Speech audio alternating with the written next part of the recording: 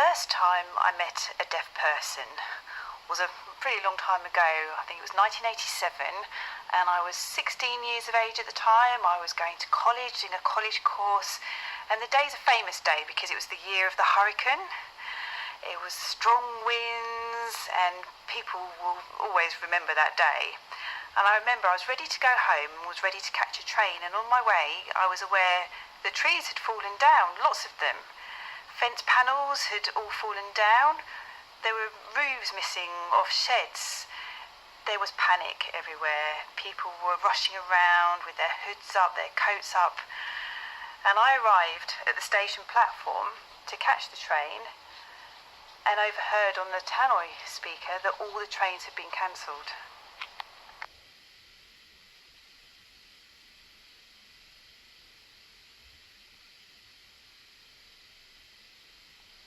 There was a voice telling me that all the trains had been cancelled because there were trees on the line. So the additional information I was hearing was that you need to get a bus or find an alternative route home. But then I became aware of a person who was trying to get my attention, and I soon realised he was deaf. I didn't have any sign language, and I realised that he couldn't hear what the voice announcement was telling him. So I used very exaggerated lip pattern and suggested he got a bus or a taxi or he was to walk. I thought, right, there's got to be an easy way. Let's find a pad or a pen. I had a look in my bag, but unfortunately I had nothing on me. So I just said, I'm really, really sorry. Felt really, really embarrassed. And I left. I walked away. And I felt so ashamed of myself. I felt really, really embarrassed. And it was that point that I realised, right, I don't want to experience that situation again. I'm going to learn sign language.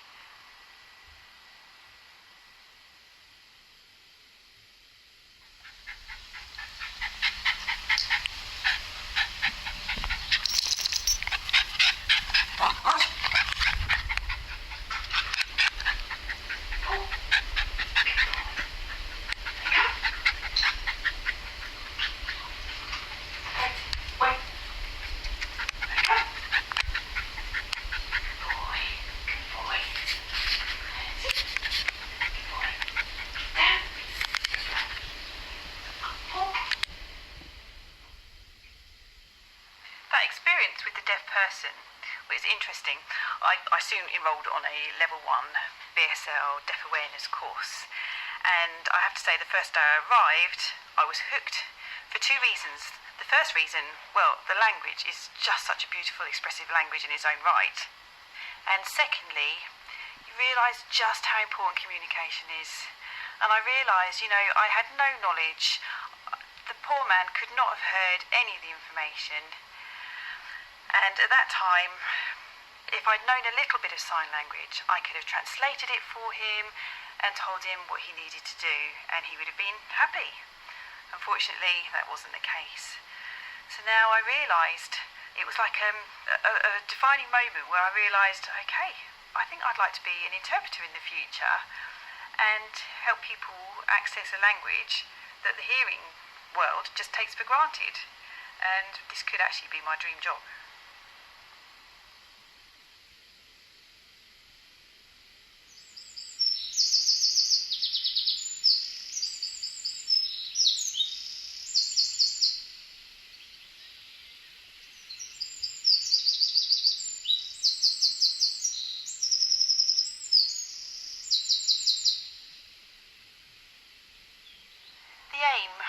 The role of the interpreter is, well, it's facilitating communication, that's understood, and it's making sure that both parties understand each other. But it isn't just the words that I'm translating, but it's also emotion as well, and making sure the translation reflects. It's a very specific role. It's very much down to me to make sure that that translation is accurate and truthful. And I love working as an interpreter because of the variety of situations that I can work in. Sometimes it can be highly emotional and joyous, and every day is different.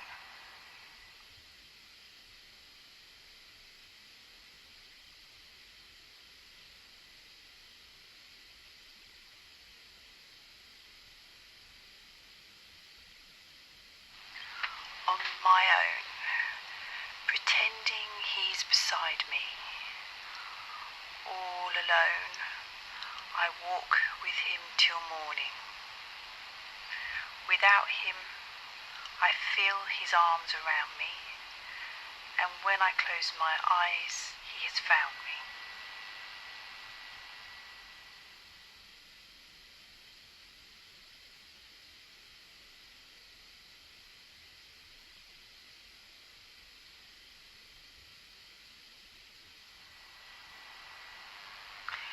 Every day at job is different. It's a real roller coaster. It could be a wedding. I do like weddings. The atmosphere is always happy. There's always lots of people, lots of smiley faces looking out at you. You know, it's a really lovely atmosphere. The speeches, well, they can be a little bit difficult, a bit challenging.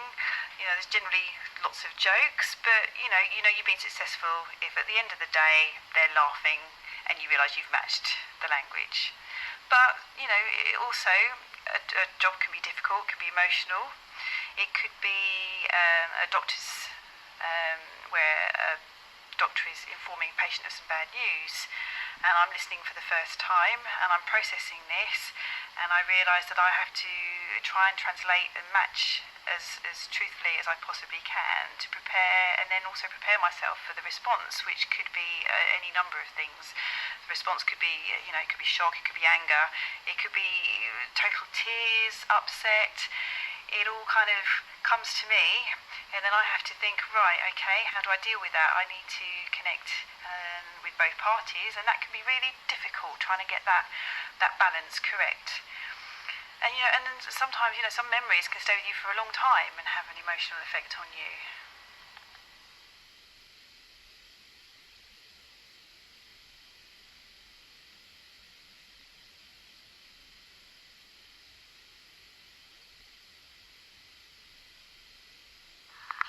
When I was asked to make this film, I was asked, what's it like to be an interpreter? What's it like for me? And I thought, simple, straightforward answer.